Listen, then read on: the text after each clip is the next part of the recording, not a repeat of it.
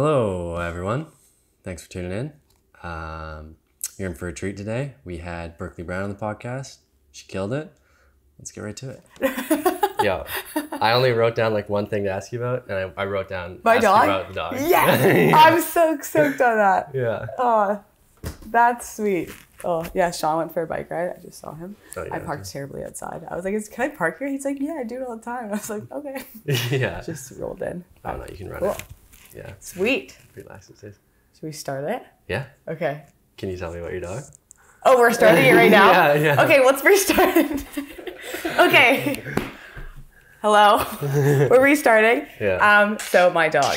Yes, I have a Boston Terrier. I got her when I was 14. So 20 now. Yeah. And I think part of the reason I got her, I did my knee my first time. I was 13. And then I think just like having my dog to like when I started walking and running and everything. And I think that my parents were like, kind of, but I also wrote like I had like a PowerPoint on why I should get a dog and all of that. Whoa, you sold it. I sold it. I really sold it. So yeah, so I got a dog. Her name's Luna. She's a Boston Terrier. Yeah. And I love her.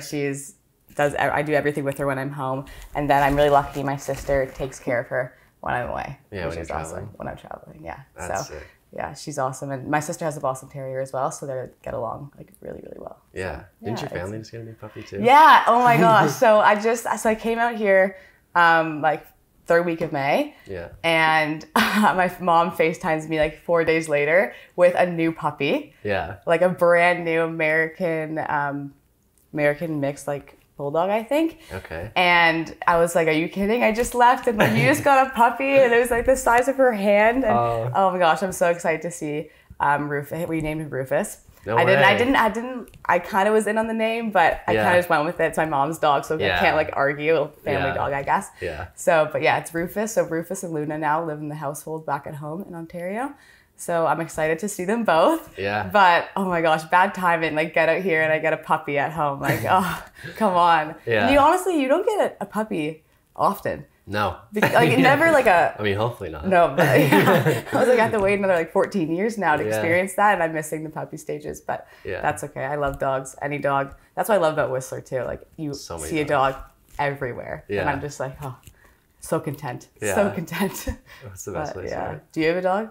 Yeah. You do? Yeah. Oh no, out here or like Back home. back home? Oh, Yeah. that's sweet. Yeah, she's it's like half lab, quarter border collie, quarter German Shepherd. Oh my Yeah. gosh, I had a lab too once. No way. Yeah, I recently passed away, which is sad, but he was the best. He was the best. But Yeah, she's still running. She's like 11 now. no way. Yeah. Yeah, that's old. Yeah. She's kicking it. Yeah. She's having a blast. She's loving life. She doesn't want to leave. Yeah. No. That's awesome. No. Yeah, she's pretty chill. She's always been like way too smart though. Like can always get food from anywhere. Oh my gosh, that was like my lab too. Like all the Yeah. neighbors were like, "Oh, Cosmo was over. Like the bread's gone." Like he used to like open like screen doors and just go eat like all their pastries that they just bought from a market. No way. Yeah, we're so sorry. I always have to go and like replenish everything. Yeah. Oh, he was the best though. Yeah. Yeah. It was good. They don't get it too. They're just like they feel bad for a second, but they're like They don't regret it. They're Yeah, like, this was the best we meal of my got it life. right now. Yeah. But yeah, Yeah. it's cool. I love dogs. Did you ever have any other animals or? When I moved in here, we moved in with John, and at that time, like Zach. Yeah. Yeah, Zach is the best. Oh my Yeah. gosh, that is a famous dog. Yeah. Famous dog. That's awesome. He's really made his rounds on Instagram and stuff. Yes, yeah. Made a name for himself. Yeah, he did. Yeah. He's funny Skateboards though. around. Skateboard's better than me, so. Yeah. He was funny growing up because he like pretty much got max height really early and then just grew longer and longer and longer. And now he's just like low profile. Yeah, now he's just. It's kind of like a race car. Oh It's my just, gosh, like, that's awesome. low to the ground. Oh, that's really cool. So you had a puppy in here, which Yeah. is nice. How long have you been here then? 4 years. I Oh, think. okay, nice. Yeah. So where are you originally from? Rossland. Oh, okay, Yeah, okay, cool. yeah. That's sweet. Yeah. I mean, I've been in Whistler for like almost 9 years now, which is Wow, crazy. that's crazy. Yeah. Oh, it kind of traps you. It traps you here. Oh yeah, it's a bubble. I'm feeling a little trapped now too. I don't want to go home. I'm like. I'm actually surprised you're leaving. I know. Oh my gosh, it's crazy.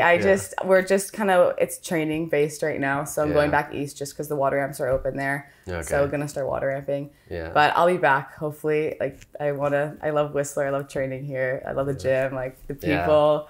It's so nice. So yeah, you kind of get everything with Whistler. Like you have the good amenities to like do what you got to do, but then after like riding is so fun. Yeah, exactly. Yeah. It's so nice. I like how you can like have a full day of training and then just go to the lake after. Yeah. Which is so nice. Like if I'm at home, if I'm training, I'm kind of just back in the city and like there's not much to do, or I have to like really plan out like if I want to do something after training. Yeah. So I'll dry land training. I don't really ski back home anymore. But I love that you can have like a full serious day and then like go to the lake or go on a hike or just like walk around and see dogs. Yeah. Yeah. Yeah. So yeah, it's cool. Yeah, summer's underrated here. Like if you spend time here in the winter, you're like, oh, this is crazy. But then like the lake life, which you wouldn't really think of. Mm-hmm. But I guess Ontario has really good lake life. Yeah, Ontario lake life is nice. Like I'm grateful to have a cabin like on a lake, so I love it. Yeah. And like that's why I'm going home too. Like I want to see my family. Yeah. But Whistler's trapped me. Like in the long run, I definitely see myself coming back here. Yeah. But yeah, it's good. I've actually never been here in the wintertime. Really? Fun fact.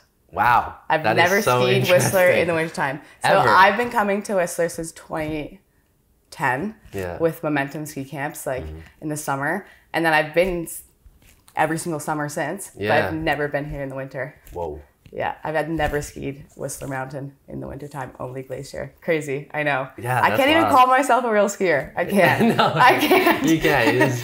Honestly, everyone always like the first time they've skied like BC and they're like, oh, you've skied Whistler? Yeah. It's like, no, I'm not skied Whistler, but that's okay. You gonna try and make it this year? I mean, hopefully. This year's probably gonna be the year for it because like it might be more national travel than international travel. Yeah, exactly. I think looking into the future, it's probably going to be Canada-based training this year, which I'm not complaining. I love Canada. Yeah. But I mean, we're definitely not going to go to Australia this year. No, same here. Yeah. Oh yeah, we trained together at the same time in Australia. Yeah. Right. Yeah. In Jindabyne. Yeah. Yeah. You guys are always at Blue Cow though. We're at Perisher. Yeah. You guys have the cooler mount. Don't say that. I'm kidding. Both are great. Yeah. I've never. It's funny. I've been to Australia 4 times. I've never been to Blue Cow. I've never been to Perisher. We just go up. Go to our mogul run, and I think I skied like free like laps a couple times there, but I mean we're usually pretty dead from the day, so we just want to head down. And the travel up to the mountain is really long, as you know. Yeah, it is long. So yeah. No, we do the same thing. Literally go up, go to the park, ride the park all day. Yeah, that's sweet. And I'm even bad here too. Like I'll go up, ride Black Park all day long. Yeah, and won't ride anywhere else. Somebody's like, "What's the good run of the day?" I'm like, "Park's great." Yeah. Oh my gosh, it's so funny. I was just talking to my teammate the other day. It's kind of like it's a weird thing, but I've only skied powder once in my life. No, really? I know. I'm a full East Coaster. Like, wow. I mean, sick. So I guess twice. So once was after a competition in Japan this year. Actually, I did like one run of powder, and I was like, "This is amazing." But I was on mogul skis, so it was kind of a struggle. And then a couple years back in North Star, California, we had like a major powder day on one of the NORAM days, and I did like a couple laps too. So I guess in total like 4 runs, but I've never like fully committed to like going out for a pow day with like that's so interesting, big skis and just enjoying it. So that's what I'm looking forward to, and hopefully when I come to Whistler for the first time I can do that. Wow. Yeah, I know it's sad to say. Every time I say it, I don't want to be saying it because I want it to change. I want to be like, I've like skied so much powder, like backcountry skiing, like definitely on the bucket list. But I'll get to it eventually. Is it just because like your training schedule is usually so like kind of regimented and you're just going once a year? Just kind of what you said too is like even on the powder days after we're like done training, we just are so tired. We just want to go back home. Yeah. But I guess just I have never really had the opportunity to ski powder, I guess. Just because we're always traveling and training, and but hopefully I get some like free laps in this season. Hopefully, every season I say it, but I've also had a lot of injuries, so I kind of had to limit my like runs on snow time, and like the past 2 years at least, it was very like timed on snow time. So I was like, hey, I should probably go in, but I want to go ski, but I should probably go in, and it's like, what's the long term like cost here? Yeah, trying to balance it out. But obviously you ski lots of powder, so I mean, I grew up opposite of you. Like Red is pretty much just POW. Like we had a park, but it was always like pretty sketchy, and would only be open like a couple months a year. So that's what I kind of grew up riding, and then I came out here and had to like, I wanted to ride my park. Adapted. That's so sweet. Yeah. Oh wow. I know. I guess I just because I've been around skiing now more, I don't call like the Ontario powder days. So I will different. like, it's so different. Like powder days in Ontario are like, like you see it like snowing. I remember as a kid, it was snowing. I was like running to the ski hill, like Deer Valley. Yeah. And I would be like the one, like first track, just like the turn and get like this much underneath. And I was under so the groomer. stoked. Yeah. And then you just hit groomer, like one run. Everyone just skis one run and it's all gone. Yeah. But I mean, still lived for it. So yeah. It's so sick. That's sick that you still get frothed out to get fresh snow. Yeah. Honestly, every time it snows, like the excitement, I think like just as a snow sport, like everyone's just so excited. Like when it's snowing, it's just like, you just get so excited. I love it. No, I back that. Yeah. So, that's one of the cooler things here, like on a POW day, that I definitely recommend the experience. Like a lot of people don't like it because it's just hectic. There's like an energy, like you're going to the hill, it's like 6 a.m. and everyone's just like really buzzing in the lineup. And that's awesome. Wow. I need to experience that. Yeah. It's definitely. And then like first run, everyone's like kind of really charging to get it for the first hour. Elbows up, like trying to get it. Yeah. I always try and be like as friendly as possible. But yeah, you definitely, it's got a cool that I don't usually get like, you know, on like a sunny day, people are kind of buzzing too, but it doesn't have that like same sort of urgency that that's people awesome. want to get. Yeah, Maya, my teammate. Yeah. Maya, sorry. And she has like a sign in her house that says like no friends on POW days. Yeah. And I was like, I don't get it. She's like, you need to experience it to understand. Like, there's no friends on POW day. And I was like, okay, I really am missing something here. Like I need to start expanding my. I always hear that, but I always back the homies on the POW day. Yeah. Especially around here, it's so deep. Like you want to be with people. Yeah, for sure. Yeah. But I get now the sign. I get the sign. Yeah, where people are just like, I'm gonna get it. See you later. Yeah. Like, see you at après. Like, yeah. We definitely split crews sometimes. Like you start with like 10 of you in the lineup, and by the end there's like 5 groups of 2. Yeah. Because you just can't. That's awesome. Can't wait for it. I mean, everyone's shutting down at different times and levels, and that's awesome. That's so sweet. When did you start traveling? Like how early? Like just with the team and stuff? Yeah. I was 13. So with Ontario team, that was like my first, when I made Ontario team, it was kind of go. And our coach from Ontario did the full training kind of loop. Like some provincial teams don't go to all like the training sites throughout the year, but my coach was always like onto that. So just when I was 13, I was going to Switzerland, like Australia, we started like traveling a lot. And then I did my knees, so then I had like a year off, obviously, didn't travel, and then did 4 more years on Ontario, and then so like the jump kind of to national team, other than the competitions, it's the same travel that I was doing on provincial team, which is cool. It was like a good transition, so I wasn't like shocked with like a bunch more like training facilities and like training sites and stuff. But I mean, the competitions have been taking me to cooler places for sure. Yeah. Being on national team, but the training wise, like I've been doing that since I was 13, which is awesome. My mom used to come with me. My mom came with me the first couple of times. I think she didn't want to just put me in a house with a bunch of like my older teammates, just because I think she felt bad that I would annoy them, which was probably be true. Like a 13-year-old with a bunch of like 20-year-olds, and like obviously everyone was so nice. They were all my friends. They were like my brothers and sisters. But I think my mom was like, I don't want them having to cook for you. Like my first like big travel, so she came with me, which is awesome. That's nice.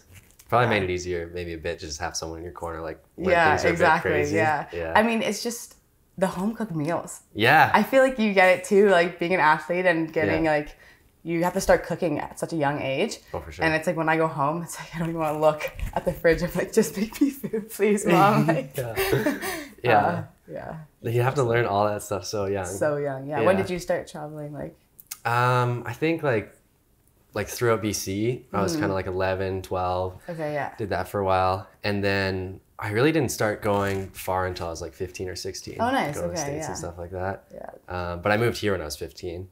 But I moved into like a family. So she was the family I had here. I still keep in touch. And that's awesome. So, nice. So it was like your second family now. Yeah. Oh, that's awesome. That's really cool. Yeah. I've always wanted to like, I guess is it like billeting, I guess? Yeah, exactly. That's cool. I did that once for like a soccer tournament with my school. Oh, I thought it was so cool. Like you're literally just thrown into a new family, and then you just become one. It's so nice. It was so cool. Definitely more for you. Like I was there for just one weekend, but like I still thought they're my second family back in Victoria. Hey. Yeah. That's cool. But, that's it. Yeah, built that relationship so quick. I definitely feel that way. Yeah, for sure. That's sweet. I mean, you gamble a bit. Like I went to the first family I went into, we like kind of lived quite differently. Mm-hmm. So I was only there for 4 months, and then I found the second family, and they were like much more my style. Yeah, like your like schedules lined up and everything. That's sweet. Yeah. She always prided herself on making me like a good bachelor. So she always like taught me to cook and stuff. That's awesome. Yeah. That's really cool. How to do like all the basic stuff. All the basics? Yeah. That's awesome. So you came out here obviously for snowboarding? Yeah. Oh, that's nice. Yeah. That's sweet. Yeah. We trapped you young. Whistler traps you young. Yeah. You definitely, sometimes I'll be here for like 4 months. Like, oh my God, I have to go somewhere. Yeah, somewhere, yeah. But yeah, how was quarantine and everything being here? It was actually really good. It was nice? Yeah. Yeah, that's sweet. Yeah. Yeah, I think we're fortunate here, especially having like Mikey and Sean here. Yeah, you had like a nice crew like to live with. That's sweet. Yeah, and didn't have to go far.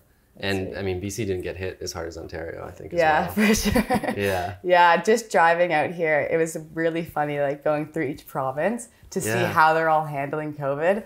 And just going from Ontario, it's like gloves and masks at gas stations. And then it's like you hit Manitoba, and sometimes there wasn't even like signs for COVID at gas stations. And then Calgary, it was like back to gloves and everything. And you get to BC and everyone's just like, hey, like hands up. Like obviously everyone's taking precautions. Yeah, everyone's being respectful, but I know what you mean. Physical distancing, everyone, but it's just the energy is way, like people are smiling. Yeah. Like I find that when I was at home, there was a good time period where everyone you couldn't even, no one was looking at anyone.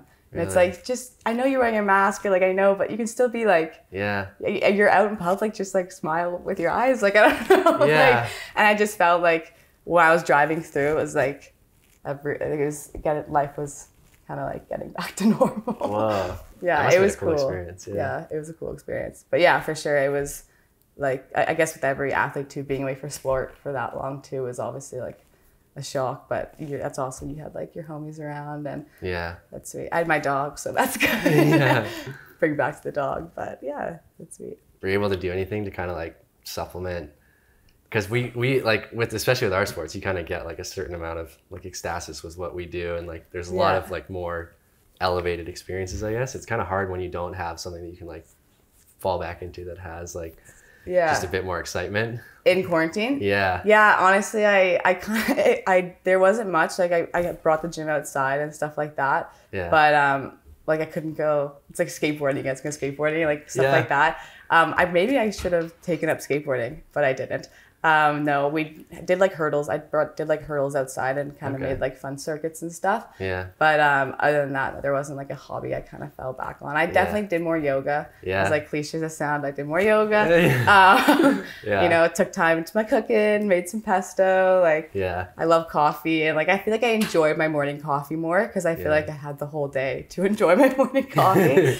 So, but no, I didn't really pick up anything new. I started the harmonica. Oh, no way. For a week. Yeah. It really stuck with me. Yeah.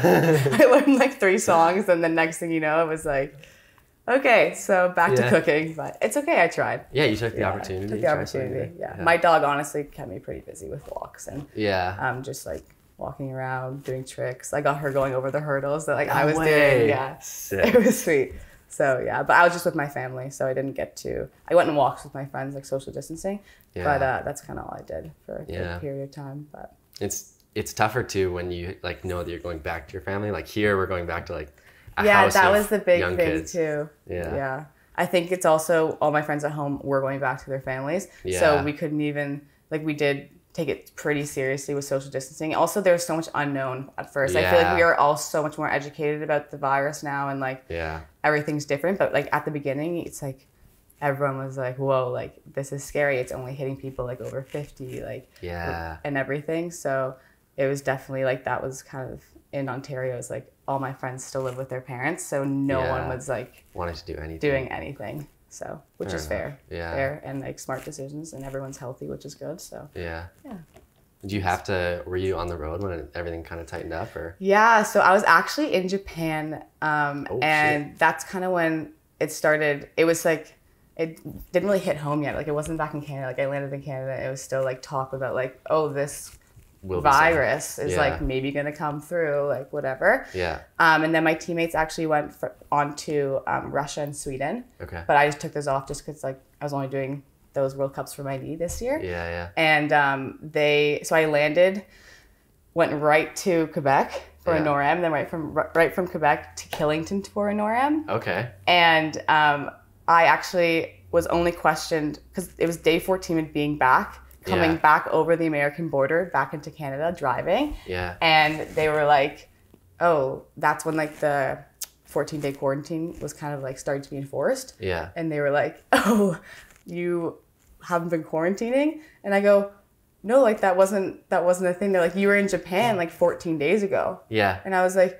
yeah, but I was like, what? I was like, wait, whoa, what's happening? So they kind of questioned me a bit and they're like, oh, like you were already home though? Like you already got into Canada? I was like, yeah, I landed in Canada. I spent 5 days at home. Yeah. And then I continued on with my ski tour. And they were like, oh, okay, then you're fine. But for a minute there, I was like, whoa, what did I do? I was like, what did I just do wrong? Or like, can I go home? Like, can I go? Like, let me back in, please. But yeah, so that kind of happened. And then my team, they had to be flown back from Sweden like right away. Okay. And their comp got canceled. And for them, it was very like bang, bang, bang, like get in, like get out, like flip the switch. Like they said that they stayed in a hotel like normally at the airport when they landed. Mm-hmm. And 5 days later, it was, the hotel was like unrecognizable, like like buffet closed, like masks, glass everywhere, and then they saw it like happen in 5 days. They're like, whoa! Like, it's a trippy experience, especially being on the road to that. Yeah, for sure. So those border officials are probably like very straight faced, not doing anything. They were like, wait, what? You were in Japan 14 days ago? Yeah. And I was like, yes. I wasn't told anything. Yeah. And they're like, oh, okay. But honestly, I heard for a while, it took them like, I feel like until like mid-April to actually start enforcing like the 14-day quarantine. So yeah. I didn't do anything wrong. Everyone's healthy. But I was like, everyone's healthy, which is good. So, yeah.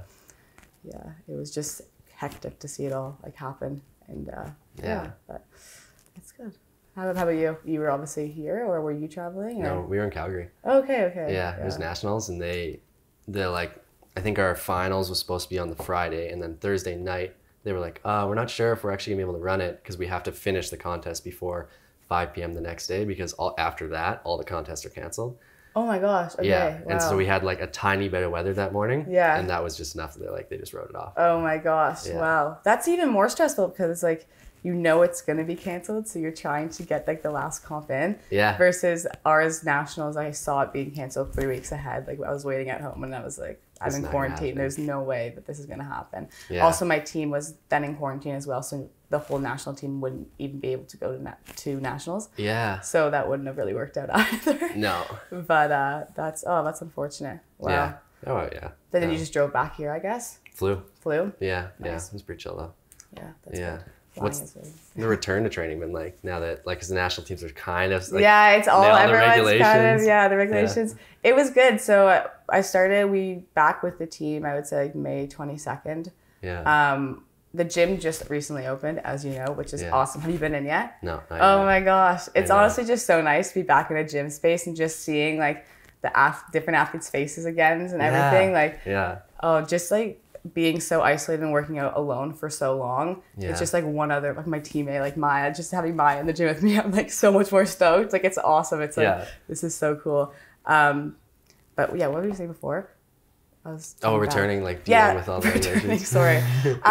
So we're all social distancing, trampolining, different groups, like disinfecting the trampolines, like in between turns, doing everything kind of over cautious, like just making sure everything is safe. And then the gym's now open, so like that's still, we're working out in like boxes, and everyone's kind of like social distancing around, but you need to disinfect everything like right away, and then the coach needs to disinfect it as well. So it's like double cleanings. Yeah. And the gym kind of looks like a mess because you have to leave the weights out for 10 minutes to for the disinfectant to dry, so you can't like put your stuff back. Wow. And it's actually cool because I feel like the worst part about working out is putting your weights back. Yeah. And now like our coaches have to do it. Oh, so you're just like hands off. I'm so sorry. Like I would if I could. I would if I could, but it's your guys' rules. Your rules. I'm just following them. Like, But so it's so funny. It's just the whole gym is just like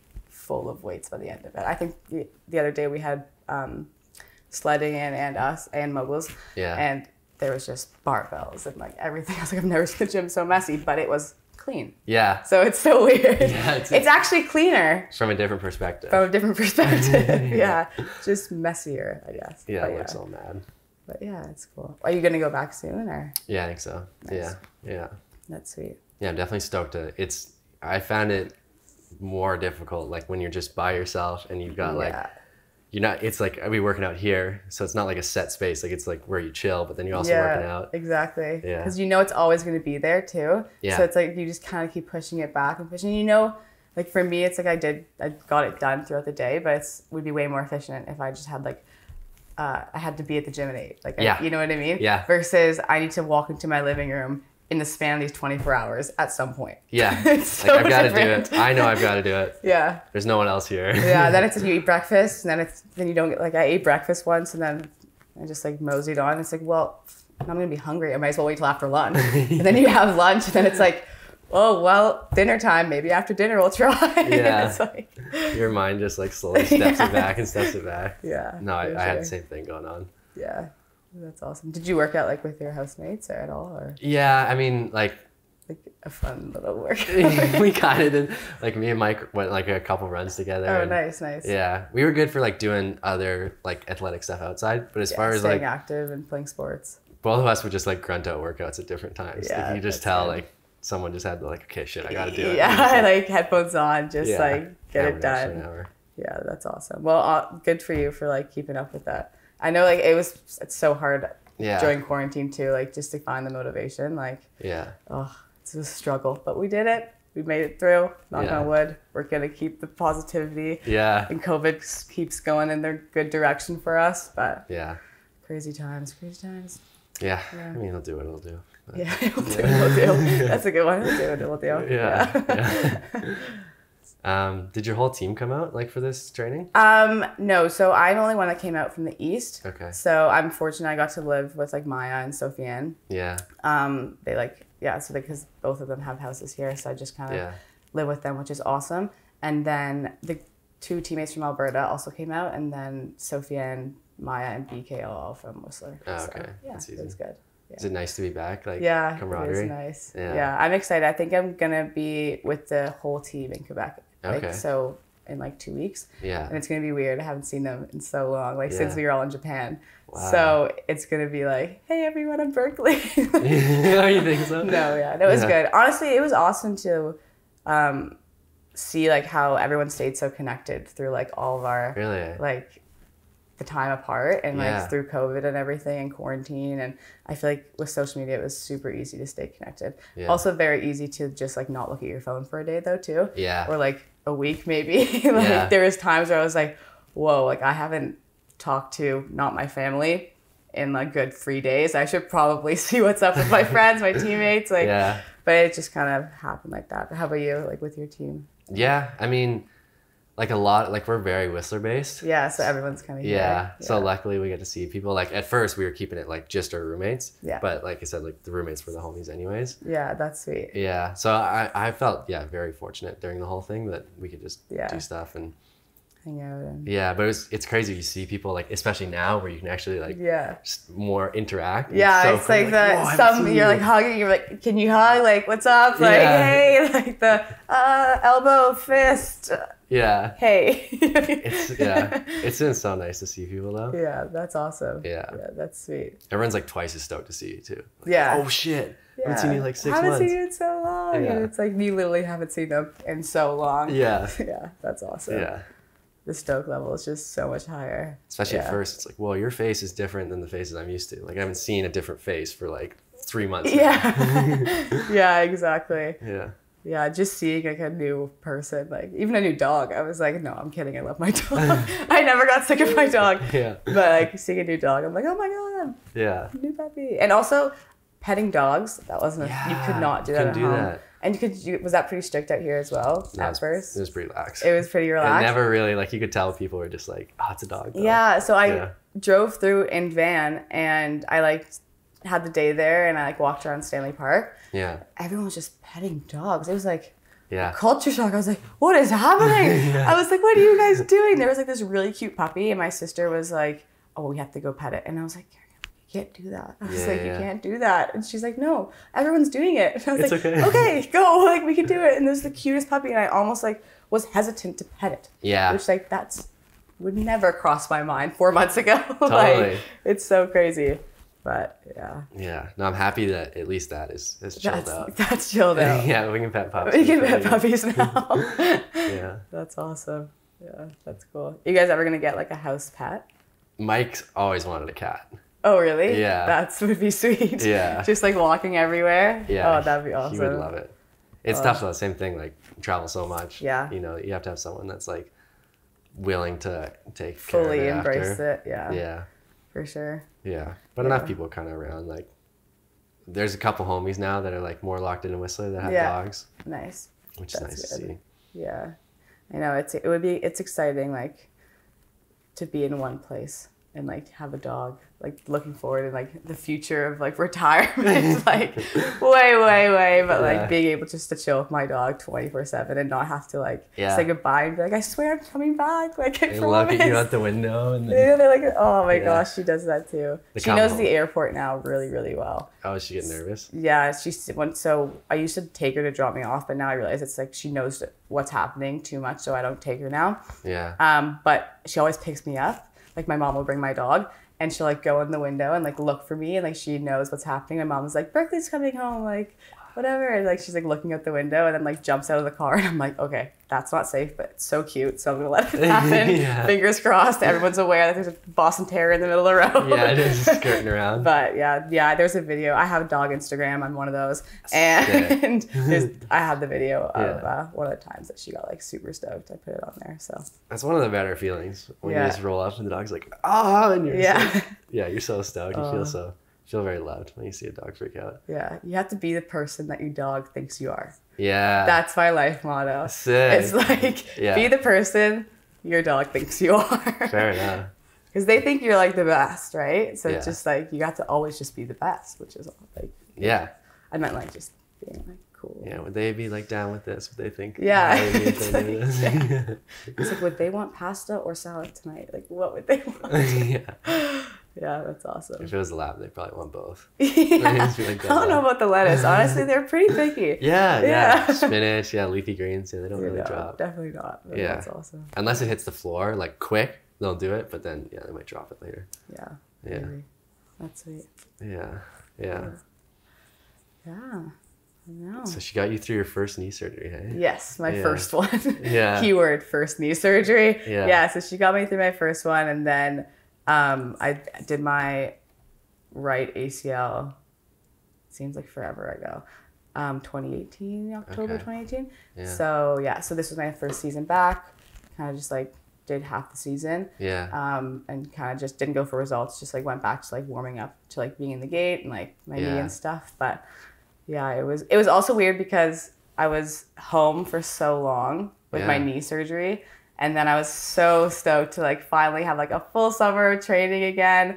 And then now we're back to doing nothing. And I was talking to Sofiane. Yeah. And she's kind of going through the same thing. And she did her ACL a couple months after me. Yeah. And she's like, honestly, I'm getting used to it because now I've just been home with my rehab. Yeah. And it's just an extendant of my rehab because we're just not skiing. And she's like, yeah, it's not really like, I'm just like kind of in the groove of things now. And I'm like complete opposite where I was like a high and I was like getting back to training. Yeah. And then you're just back to like rehab mindset of just gym and movement, mobility, and just trying to like make the most out of what you can do in a situation. Yeah, I hear you. But yeah, no, 2 ACLs. I don't have a third knee, so that's great. Left and right are evened out now. Yeah, it's good. It was down to happen, but it is what it is. Have you ever had like any injuries?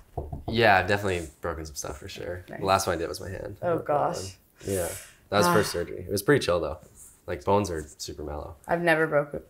Oh really? I'm the opposite. Sorry, I'm like knocking on wood. It's gonna like mess up the sound. Yeah. No, people know. They respect the knock. Respect the knock. No, I've been fortunate too with the no like ligament stuff, but yeah, bones like collarbones and hands and stuff like that. Oh, collarbone too? Yeah. I heard that one's very, very gnarly. Like come back and the surgery and stuff. Luckily, just like a waiting game. Yeah. Luckily, the first. Well, I've never done this was the only surgery I've had. So like when I broke this ones, they were just healed, all just like healed back. Yeah, pretty close. This one's kind of twisted up, but oh no. Yeah. I like. It's okay. We'll survive. Yes. I remember being younger and like I broke it. So I was like, oh, I'll just film my friends or whatever. Yeah. And I wrapped a tripod between my legs somehow and like fell down a hill. Yeah. And I was like, no, it's fine. But then they x-rayed it like after it was healed and it was kind of twisted. And it was bad. Yeah. Yeah. Nice. I mean, they're kind of like somewhat inevitable. Like you're going to hurt certain things, but try and make sure that they're minor-ish, I guess. Yeah, exactly. I feel like for moguls, it's like knee and collarbone. Those are like the two big ones. Is there like a known one for snowboarders? Yeah. I mean, dudes definitely do knees. Yeah. I feel like that's just every sport now. I feel like it's becoming like a natural thing. They're definitely vulnerable places. Ankles are pretty vulnerable in snowboarding. Like, like the flexi boot and like how easily you can kind of like come down on an edge and like flex the ankle. It? Oh, okay. But like most of the time you just kind of like jam them up or they don't really roll because of course like the boot and stuff. But we don't have to get shin splints though, which is nice. Yeah, that's awesome. Oh my gosh, your snowboarding boots are so comfortable. Yeah. I put them on once for like a costume and I tried my sister's on and they're so comfortable. I've never snowboarded. I really want to try. Yeah, you should. It's so sweet. Yeah. But you'll just get like, that's the classic for like when you start snowboarding is like sore wrists, sore butt. Yeah. Yeah, because you just like catch an edge and just like go like falling. right down. Yeah. Oh, dang. Have you skied before? Yeah. I started skiing when I was 2 till I was 7. Okay. And then I kind of did both that year that I was 7 and then I was like, no. Snowboarding. I locked it in. Yeah. That's awesome. Yeah. That's so sweet. Yeah. We go splitboarding sometimes, which you like get to do certain sections of skiing, but you've got loose heels. So it's more like telemarking. Nice. Sweet. Yeah. That's really cool. I'm definitely not a very good skier when I'm doing it like that. No. We just always fall. Oh my gosh. It's pretty fun. Worth the challenge though. That's awesome. Oh. So those are your only injuries. That's sweet. Yeah. I mean, I've like arm, collarbones, hand, foot. Wow. Oh my gosh. Yeah. Just like the whole body. Pretty good though. Yeah. Yeah. Oh. I got stitches last week, but that was pretty oh no. What were you doing? I was just on the motorbike and I like was trying to climb this hill and like the bike like kicked side to side and I kicked the foot peg and the foot pegs in the bike are sharp. But it was chill. Yeah, that's good. Yeah, I should get boots though. I was in skate shoes, so it's really my fault.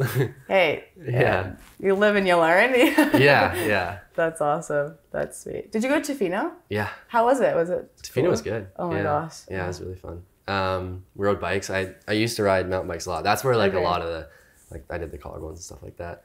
But then I stopped riding to mainly just like because with how much travel we do in the summer and like you want to be like on board all year round. So I kind of stopped biking, but now it's COVID.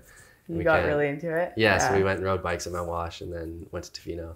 That's awesome. That's sweet. I love Tofino. I went for the first time like last month and it's so weird to think it was last month. Yeah. But it seems like yesterday. Yeah. And it was so fun. Like I understand why people never leave. It's kind of like Whistler. Yeah, honestly, like it's just Whistler on a beach and surfers. Yeah. Whistler, it was so sweet.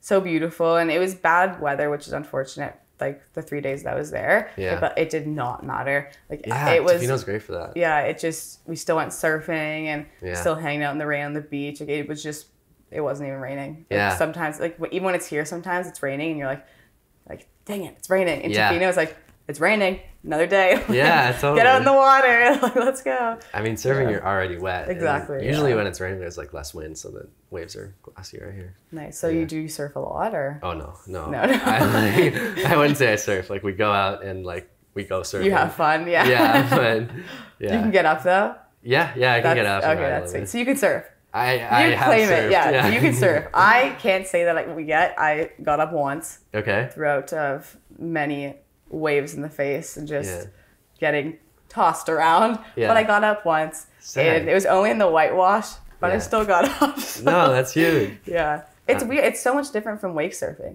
Yeah. Because I love wake surfing and like I like do it all the time. And I was so surprised that there's nothing transferred over in my mind. It's like a whole new ball game. Yeah. Like I thought maybe I would be able to just like at least balance myself like on the board once I got up, and it was just so different. Really? Yeah, maybe that's just me, and like something wasn't clicking in my mind, but I could not do it. Was that your first time ever surfing? Oh yeah. Yeah, first time you're just gonna get worked all like the whole time. Well, I surfed at Bondi once. Oh yeah. Yeah, so I've surfed Bondi too. Yeah, it was really cool, but it was like on a really, really long board, and you know the waves in Bondi are pretty relaxed. At least the days that I were there. Yeah. So I think it was more just to like hang out on a surfboard in Bondi. Yeah, say you did it. Yes, exactly. Yeah. Did you travel in Australia when you were out there, like after Jindabyne? So like the first couple of times I went, we just pretty much would do Jindy and then maybe spend like 2 days in Sydney. Okay, nice. Yeah. But the last time I went,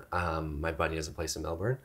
That's sweet. Yeah, so I got to go to Melbourne. Yeah. Melbourne was beautiful, and he like because he lives there, he's like showed me all the spots. That's awesome. Yeah. He's into cars, and I like cars too. So he was like showing me like they have an F1 track there, so he's like showing me the F1 track and showing me like some other cool stuff. And then actually he lent me his car and I drove it to Jindy, so I did like the drive up. Oh, okay. And then we from Melbourne. That's long. Yeah. That's long. I got on the highway and it was like straight for like 570 kilometers. Yeah. Did you do that kangaroo count? No. Oh my gosh, you should. Mean, yeah. 10 plus for sure. Double digits. Yeah. No, I did the unfortunately like dead kangaroo count. And there's so many. It's bad. It's crazy. Yeah, roadkill is just like it's like that's like the only culture shock going to Australia. Yeah, there's so many dead animals. So many dead animals. I was like, oh my god, a kangaroo. Oh my god, it's dead. Oh my god, a kangaroo. Oh my god, it's dead. I was like, no. But what are they? The wallabies, the big like round ones too. I've never seen a live one. No, me neither. They're always just like on their back, dead up. Yeah. Yeah. Oh gosh. Australia's awesome though. Like awesome. I love it. You traveled around like outside of just Sydney. Yeah. I just did the like 2 days before, 2 days after. Sydney's so beautiful. It's awesome, yeah. I have two like really close friends from the Australian team. Well, that would be a long travel. The Australian team. And they both live in Sydney, so they like again like took us around and just like hung out, which is awesome. Yeah. I love that about the sport is like you just meet so many people like just everywhere. It's like any sport, but like it's so sick. It's a rare thing that you get like kind of like pen pals of like you have friends here, friends there, and then when you meet at like a contest, and you're all like stoked to see each other. Yeah, exactly. It's so sweet. So definitely, that's one thing I'm always stoked about. It's just like the people you meet doing it. Yeah. Everyone like loves the same thing, so you can like relate on a certain level. Exactly. Yeah, I feel like it's. Yeah, exactly. Yeah, you said it. Yeah, it's awesome. It's so sweet. And then I don't know about snowboarding, but with mogul skiing, we're very like wherever we're training, everyone is there. Really? So it's like if we go to Switzerland for like the 3 weeks, it's France, just like everyone is there. Like US, France, Australia, Japan, like Switzerland, like everyone is there. So, and then we go to Australia too. A lot of the teams come out there too. Yeah. So kind of, it's weird because you're always training kind of beside everyone. So you kind of like are seeing everyone's like progressions and just like, but it's also so awesome because you're just always with everyone. So it's like a really like very like small community, which is cool. Yeah. So do you guys have that? Like do you guys train in the same spot? Like it depends on the year. Like, because things kind of rotate and like there's definitely spots like Perisher, of course, is a spot, but there's also New Zealand. So sometimes, like depending on the year, it'll split and where the contests are. Sense, but yeah, you definitely have times like Colorado. Usually early season, you're like, oh, like everyone's in town. That's like, so sweet. Yeah. Yeah, but snowboarding's interesting too because there's not like we kind of have a split of like there is like the national teams, but then there's also just like the borders that will travel all around, and some will travel with their teams, some will just travel individually.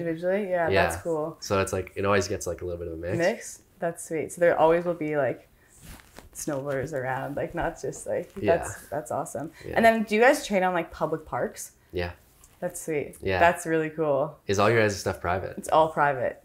So it's very you won't have, I guess in some places, like of course like Whistler Glacier, you have like the camps and everyone was skiing the same line, but again it's like private. The camp's private, right? And everyone's like mogul skiers and stuff like that. But kind of everywhere we go, it's all private training. Like you'll have provincial athletes on there as well, but it won't go anywhere near that. So, and like no one can just like come and ski the courses that we're on or anything. So you never get the crazy Jerrys? Like no, well, I mean you do, and we're all just like, like they kind of just go for it. Like they don't know what they're doing is you can't do that, and we don't stop them. We enjoy it. It's awesome. They're loving it. We're loving it. Like, get the phones out. It's funny. But everything is very private. So that's such a, we get the crazy Jerry's all the time. Oh my gosh. Like, that's awesome. Yeah, every park you go to, there'll be like some dude will roll up and he's like, yo, what's the speed? Yeah. And you're just like, I mean, it's like you'll tell him, but you know, like, it's like, I don't know, it should work out for you. You're like, but most of the time they usually do it. But you see some wild stuff in the parks, which is kind of fun. Yeah. And but you meet a lot of like dudes who are just stoked, or like, especially with the boys, you have like more following. They'll like, all the people who love those guys will be around. So that's like, so sweet. That's often than seeing people and stuff. Yeah. I feel like it's also so sick that like there is other people around, because it's like you have people watching and like hyping you up too. And like just like going on the chairlift and like seeing everyone in the park always, I'm always like, like that was so sick. And I feel like since ours is always like private, it's like, of course your teammates and other like countries are all like, that was sweet, but you never have like the randoms being like, yo, that was cool. Like, that was cool. So yeah, for sure. That's definitely a bit of a difference. But so do you have to like book all that stuff way in advance then? If like honestly, I don't know. My coaches do it. We just kind of show up. Sick. That's good. But honestly, we just kind of show up. I feel like it's just because like a mogul course is such, like, it's so hard to build. Very specific. It's not like, I don't know, but everywhere we go, it's just like private, and it's just it's already been built by someone. Like Switzerland's always the same course. It's always there. It's always been built by the same people. Okay. Like Apex, it's always the same. Like Apex, nice. I love Apex. Yeah, you do. That's my favorite like course in Canada for sure. Like interior Kootenays almost. Yeah. Have you skied Apex before? No, never. I always drive by it though. Yeah, it's so yeah. Nice mountain. Yeah. Yeah, that's sweet. Do they hand dig a lot of that stuff? Or sometimes it's cat pushes like each bump. Yeah. But then you have to go in with a shovel and kind of shape the bumps after. So it's a hit or miss. Yeah. Is that part of being a mogul skier? Is like you like people like as a skier, do you shape the courses at all? Like our coaches sometimes go and do it. Yeah. Or like I'll see a bump and I'm kind of like you can't touch any competition courses obviously because it's all. You can't go this like change a jump. You're like actually, I don't like this mogul. Like I can't hit it. I'm gonna just take it out. Like we're just gonna like you can't do that. But of course, like when we're training, we have our own like private line. Like the coaches will go in and shovel, and if we're working on different things, like they'll shovel and make sure it's good. Yeah. But all of our jumps, like are hand built. Yeah, they're hand dug. Right? Hand dug with like the proper angle and like everything. It's pretty crazy. Wow. It's a lot of work to build a course. Like I respect and so grateful like that my coaches and all the work crew and like they're always like so on it. And I just show up and we're like, we have to chop the landings too. Oh, okay. So that takes time, and like the athletes do that. Wow. When we're training, like we will chop the landings just because. Like take a break. Yeah, because like it's a lot for our coaches to do like the whole landing. There's 4 runs. Yeah. So like 3 coaches, that's a lot. So we always help them out. Nice. But I mean, in Switzerland and like other places, it's like all the coaches. Yeah. They all do it, like from each country. So then athletes don't really need to do it. Oh, that's nice. But have you like been to a course where like you could tell it was like dug really? Are there good course diggers? Do they travel around? No, honestly, I feel like I personally don't like see that. Yeah. I feel like maybe people do like it. I should look into like who builds each course. That'd be cool. No, I feel like every course just is kind of built the same, like around. Because they're really spec specific. Hey? Like all the takeouts are always the same degree. Yeah, and like they're you have to have so many moguls, and like each section has to be such like to each length, and the landings have to be like a proper length too. Yeah. So, yeah.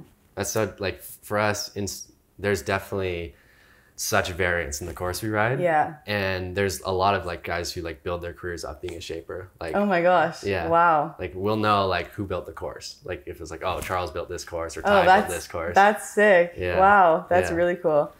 Yeah. I guess it's always really exciting when you guys get the like the course like drop, I guess, when you guys like see the course layout first before they build it. Yeah. Does that happen?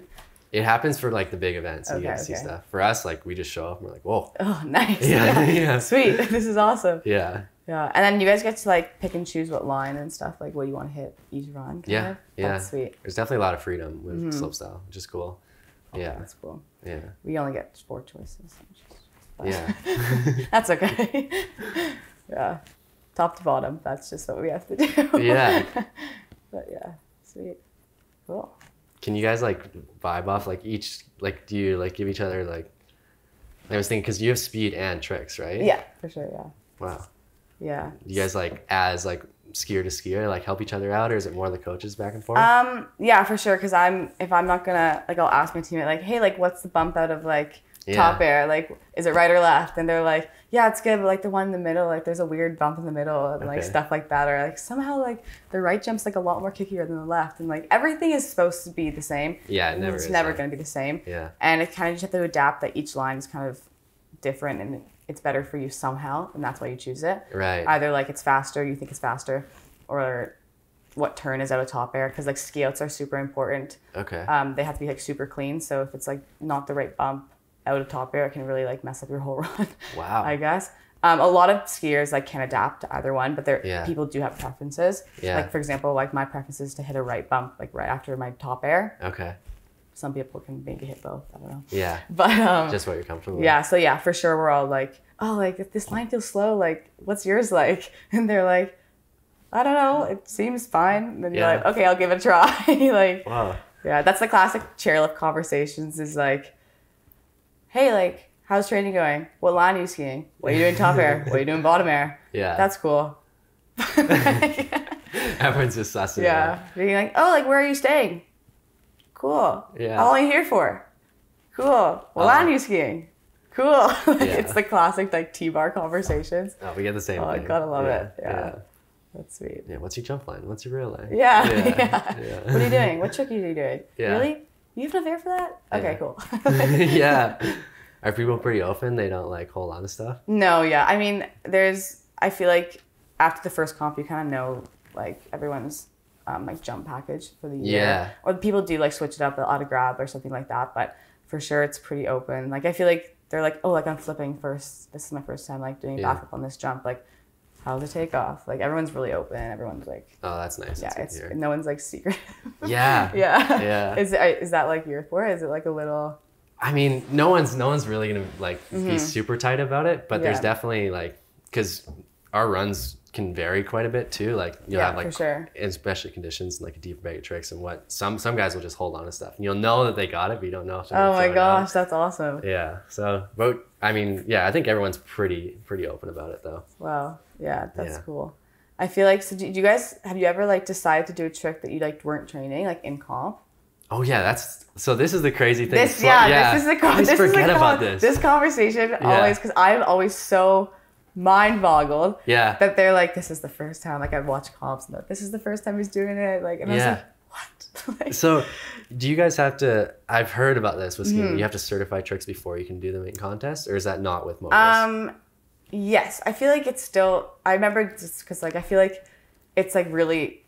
It's so focused on when you're young. Yeah. And now it's just like we training the same tricks, like kind of the summer, so you know that you're going to qualify. Yeah. Like you know that you're able to. Yeah. But like I feel like we train like the same run. Yeah. And we would never like switch it up unless it's like, of course, like Mick, for example, like and like the top skiers will do like cork and then cork 10, cork 14, like throughout like each level, and like you still. They still trained it like in the day, or they still like have seen it like all happen and stuff. Yeah. So nothing would be like surprised somewhat, I guess. There's definitely more Hail Marys in snowboarding. For sure.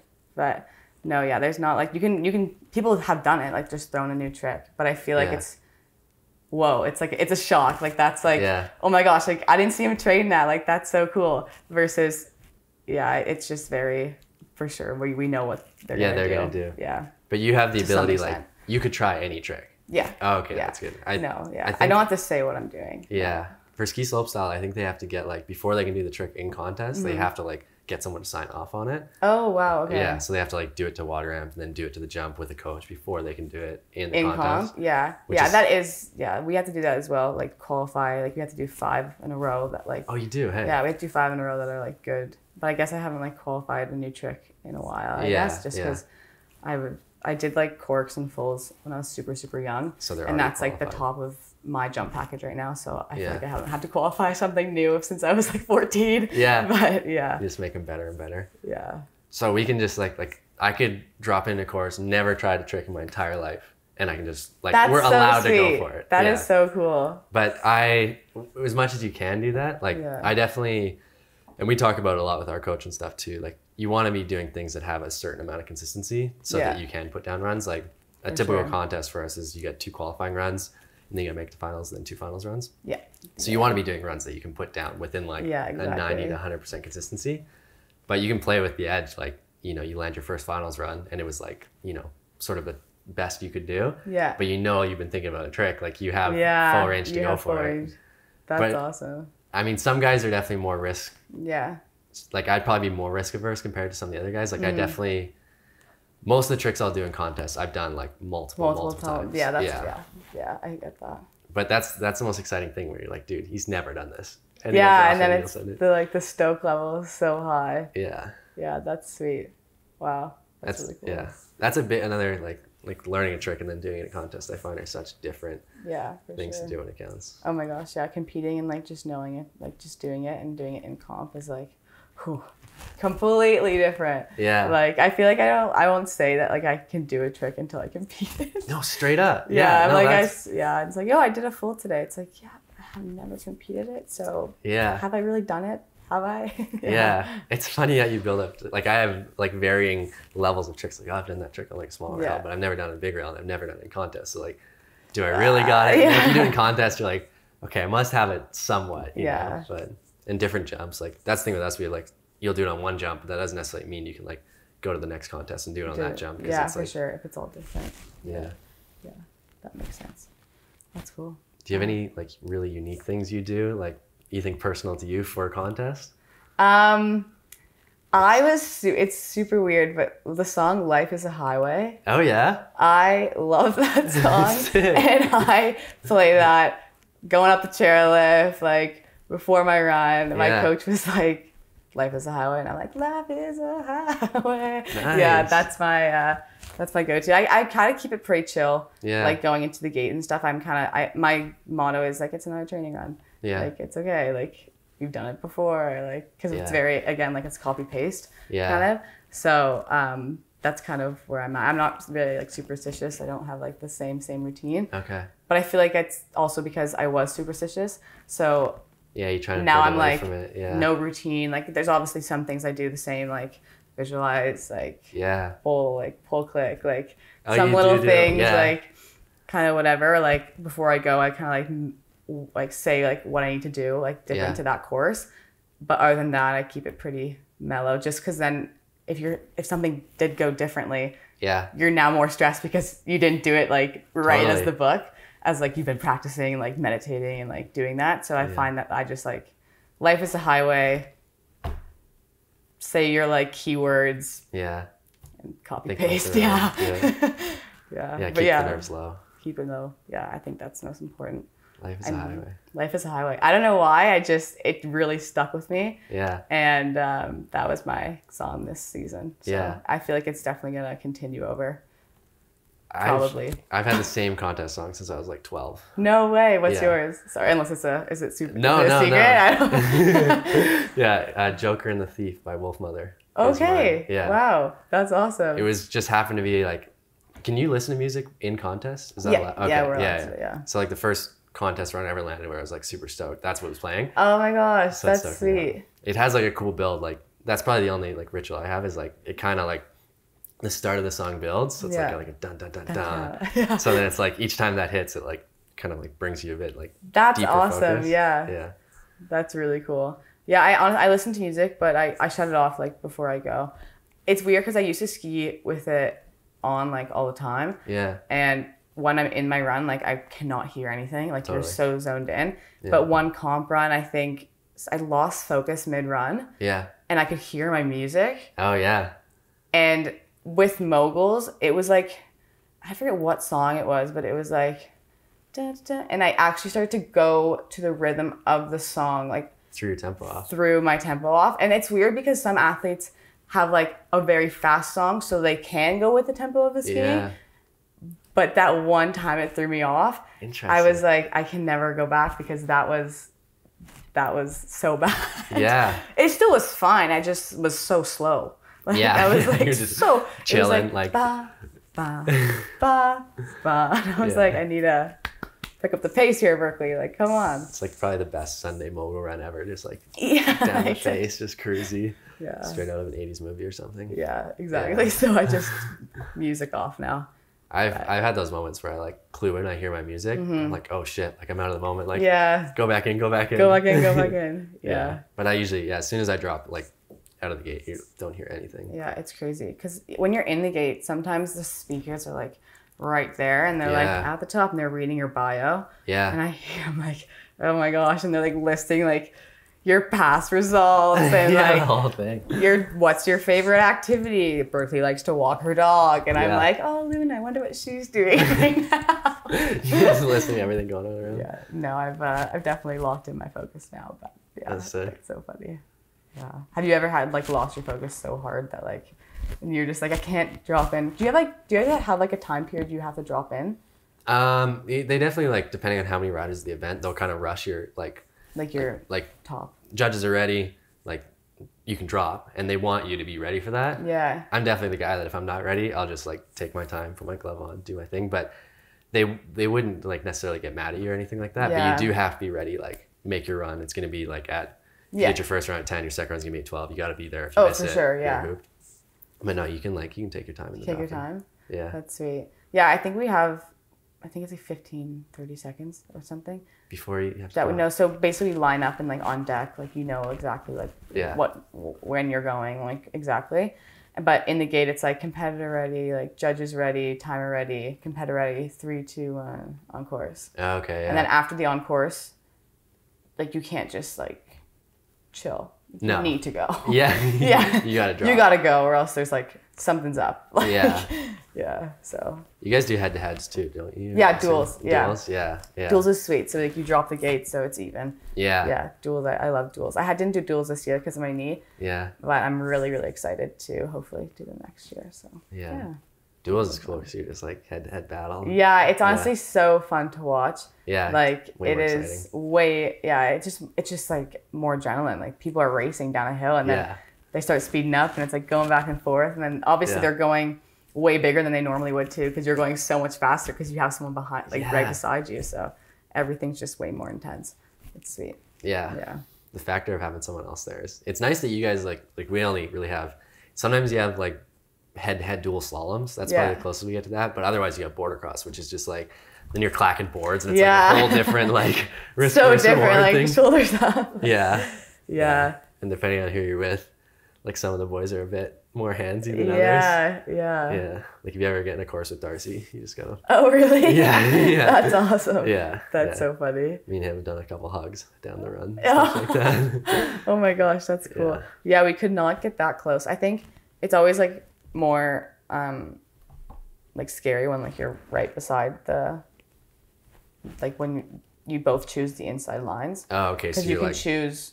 You either have to choose like red or blue like line, and you can choose like you have 2 options on both sides. But if both athletes choose the 2 middle lines, it's always way more like because you can literally just like tap them. Or if you're both spinning and like you're both going, one's going left, one's going right, like you don't drift, but like you drift in the air. Obviously, like you're spinning that direction. So sometimes they're like super super close. Yeah. I remember once I did like a 360 and I like hit like the pole. Pull the pole, and I was like, oh. Or like, and then I also once I like landed and like hit her ski. Oh yeah. And I was like, I hope the judges saw that I fully crossed the line. I was like, I crossed the line, like, because there's a line, if you cross it, then like you're instantly disqualified. Oh, I didn't know that. So, because like in competition, you can drift. Yeah. And you get deducted, but like you just drift. Yeah. But if you do that in duels and like you actually cross the middle line, then you're like, it's instantly the other person's win. But then like if 2 people fall. Right. And then it's like who fell first. Yeah. But then if you both fall down at the same time, then you have to get back up really quick. Yeah. And like, because you still have to judge like the bottom air or top air. But like sometimes this person missed the top air, this person hit the bottom air, like who did the bigger jump. Yeah. And then it's like how many bumps did they miss? How many bumps did this person miss? It's really hard for the judges. Yeah. And then of course, if you both like DNF, like get out of the course, it's like who DNF first, like who DNS, like Those are always the tough ones about judge sports when you're just like putting it off to something. Yeah, it's like this could go either way. Like I remember once we both fell like 3 times, and I was like, this me or you, because rock, paper, scissors at this point. Yeah, like, it's right off. Yeah, for sure. Yeah, that's just judging, I guess. Yeah. But yeah, sweet. Have you ever met Daichi? You know? Yes.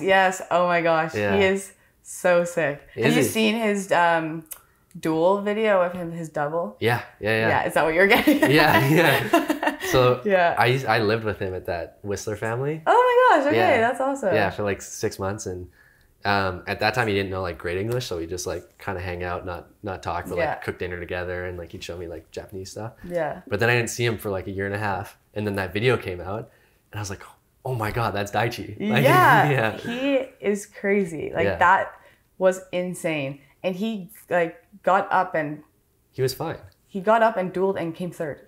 Yeah. His next duel, I believe. Don't quote me on that, but it was something. It was something crazy like that. Yeah. So he is a beast. Yeah. I could like. I mean, even though we couldn't converse very well, I definitely could tell his mindset was like, yeah, he was on. Go. Yeah, he was on. He was always on, and when he's on, he's on. That's sick. You see him around. Yeah. Yeah. So. Yeah, he's fully doing the circuit, eh? Yeah. Pardon? He's fully like on the tour. Doing yes. Yeah. He wasn't here this season actually. Oh, interesting. I don't know if he's taking like a year off or something. Yeah. After the games, but yeah, I don't know. Yeah. It's weird. I think he started mountain biking a bit too. No way. Hopefully he comes back. He was a great skier. Yeah. Yeah. So fun to watch. Like, I'm super into the mogul runs that are really exciting. Yeah. They don't get scored as high, but like more excitement versus clean. That's kind of what we're trying to incorporate more, is like, this is so much cooler if this person's going so fast and just going for it, like huge tricks, versus someone that's like, technically like that run was perfect. Yeah. But what is more fun to watch? Totally. So I think that's like that's kind of like the talk right now in the mogul skiing world. But of course, like the judges you want the clean run. So we're training for the clean run. And also like you can't always, you can't perform a messy run, you know what I mean? But we're saying like if it happens and like they hold on to it like the whole way down, like that's so so cool to watch. But then again, it is really important to be in control of like everything. So the rowdiness. There's so many like ways and aspects. So we have that too in snowboarding, and it's kind of like we're really judging execution and amplitude and stuff like that. Yeah. But I find that the best guys, like the guys who are, like get scored really well, typically will have like one moment in the run. Like Mark's really good for this, where you'll have a moment where you're like, oh my god, is he gonna land?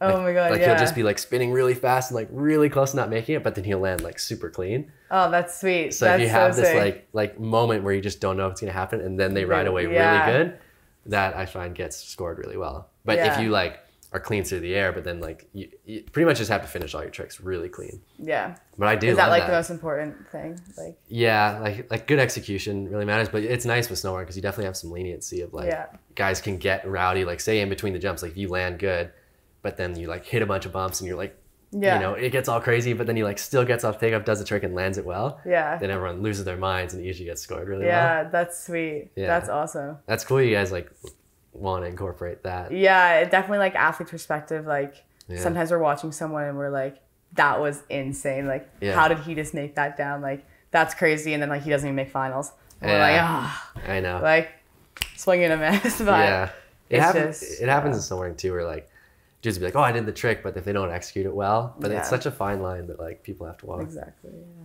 it's crazy. I do like a little bit of rowdiness though. Yeah, it's so I love it. The little excitement and watching someone. Yeah, it's like cool. Yeah, that's what I like about mogul skiing too. I feel like everyone's pretty supportive. That's and like good. I feel like it's kind of like, is that the vibe with snowboarding too? Like everyone hypes up. That's what. Yeah, it's so sick. Just like the energy and like everyone's hyping up everyone. But that's what I love about the sport, because like it's weird. Like no other sport kind of like trains with other teams. You know, like hockey players, soccer. Like they wouldn't be like helping you out with your like shot, like or like something like that. Versus like I feel like for skiing and like snowboarding, it's like you want that person to succeed because that's so cool, because you love the sport just as much as them, and like that's just so great for the sport and like just so cool. So that's what I love about like snow sports. I feel like that's sick. That's definitely my favorite part too, is like just the community and how many friends you have. I think the freestyle aspect probably helps, because I've definitely been in like strict more border cross and stuff like that. And there's definitely more of like, I'm here to beat you. Yeah, but for sure. In like slopestyle, it's like we're all here to try and make sure everyone does their best run, and then it's just like it stacks up where it stacks up. Yeah, it's so sweet. Yeah. That's awesome. Yeah, there's a lot of similarities in our sport. It's great. Yeah. That's cool. Yeah. Yeah, that's sweet. Awesome. Yeah, you have to try snowboarding. I do. Snowboarding, powder, Whistler in the winter. Yeah. Yeah, you got a list. That's good though. I mean, hopefully you can hit all those this winter. I will. That'd be awesome. We'll come back from the podcast. I'll be like, Yo, I tried powder for the first time. Yeah, that's awesome. Yeah, that'll be exciting. Yeah, that would be really cool, actually. Transition, be like the new Berkeley. Pal Berkeley. Pal Berkeley. Does it once. Fully converted into like Whistler lifestyle. Yeah, that's the like cliche transition. Is like all the snowboarders, they like ride slope and then they'll like transition into a backcountry ride. And then they'll do that for like the remainder of their career. Yeah, for sure. So I mean, you could run that. You can take that over to mono skiing. Yeah, can you run with it? You got the ski control for sure. Yeah. Yeah, that's sweet. Awesome. Do you know your plans for the winter at all? No clue. So basically, we usually start just before December. Our first World Cup's in like Ruka, Finland. I like missed last year because of both the past 2 seasons because of my knee. Yeah. But, like I've had my spot for it, so that was so looking forward to for this season. But I have hope that we will be traveling like by the new year. Yeah. But I try not to think too far ahead right now with COVID. Yeah. But my plan is just to like do a World Cup tour and then see where that kind of like what comps are opening and stuff like that. And then, but I'll be going like back home just outside Toronto, like in between all my stops. Okay. So, yeah. Hopefully I'll come back here. Yeah, I was just thinking you gotta make like a stop here in between the travel. Yeah. Yeah. But I know. Gotta be home for my dog. I should just it's just because if I brought my dog out here while I travel, it's just if I leave, then no one has my dog. Logistics. Yeah, logistics. It's just she loves my sister. Yeah. Just as much as she loves me. So I just. And you want to go back to her? I get it. I totally get it. So. And you're going back tomorrow? Maybe. Yeah, this is what we're saying. I'm kind of trapped. I haven't booked my flight yet. Oh no. So I was supposed to leave either on a red eye tonight or early tomorrow morning. Okay. And it kind of worked with just I drove out here obviously and now I'm flying home. So I didn't really pack for like airplane. You know, like versus like you throw stuff in your car and like so I'm kind of in a way where I have too much stuff to take the bus down. Yeah. So Sophie Ann is gonna drive me down after her work on Monday. Oh, nice. So now I have to fly out like Tuesday. Oh, okay. So, but yeah, I'm planning on leaving. But we might get confirmation on Monday that the water ramps open here. So then I would be staying. So it's crazy. Like I've been saying that. I feel like since the first time I saw you, back like in June, I was like, I'm just waiting for the water ramps to open. Like I'm still waiting for the water ramps to open, and I don't want to leave. I could stay here all summer if the water ramps just opened. Yeah. But I just need to go water ramp, so I'm gonna go to the east if they don't open. But we'll see. I know I'm trapped. I haven't booked my flight because I don't want to go. Yeah. So yeah, I do really miss my family though. But as everyone does. But I need to. Yeah, it's always tough being away. Yeah. Well, I wish you the best. I don't know what the move is. Yeah. No, thanks. Yeah. Hopefully you see me still here. Yeah. Yeah. Getting nice weather. Get some lake days in. I haven't had I've only had like 1 lake day. The weather's it's been raining all the time. Yeah. Yeah. Hopefully, we'll see. That would be nice if I stayed. Yeah. That's sweet. Cool. Thank you for coming on. Oh, thank you for having me. That's a wrap. Yeah, did it? Yeah. Hopefully that was cool. Yeah. Hello again. Hope you enjoyed the show. If you made it this far, I want to say thank you. Appreciate you. You're the real deal. I've got 2 podcasts for you this week. Not ones that I made, ones that other people made that I liked. First one being, this one's good. It's an episode of The Portal with Eric Weinstein, and the guest is Kai Lenny, professional big wave surfer. Really good. Fantastic. I definitely had a lot of moments where I had to stop and write down what Kai was saying because I just either identified with it or just thought it was like such a cool way of thinking of surfing and progression and all that jazz. It was a very great episode. Second one, number 2, is from the good old tried and true Joe Rogan Experience, number 1506 with James Nestor. He has a book out about breathing. Just listened to it this morning. The podcast, I actually bought the book. Anyways, I'd say give that a listen and see what you think. Okay. Thank you very much for watching. And I'll see you soon. See ya.